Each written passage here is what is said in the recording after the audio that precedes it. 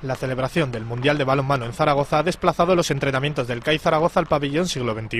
El conjunto aragonés ha contado este viernes en la sesión matinal con la única ausencia de John Stefansson, que estará fuera de combate durante 3 semanas. El domingo, última batalla de la primera vuelta ante blancos de Rueda Valladolid. Los pucelanos acumulan 5 derrotas consecutivas, aunque en la plantilla aragonesa no hay relajación. Está claro que el momento que estamos clasificados todos estamos contentos, pero primero entreno después.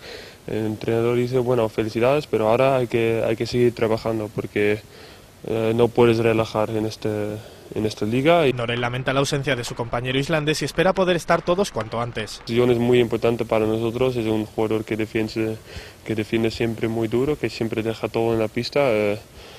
Me da pena que no pueda jugar y espero que mejora pronto. Y bueno, ahora tenemos a Adrián, tenemos a Pablo. La 11ª victoria de la temporada estará en juego el domingo a partir de las 12. La carrera por los playoffs no permite levantar el pie del acelerador.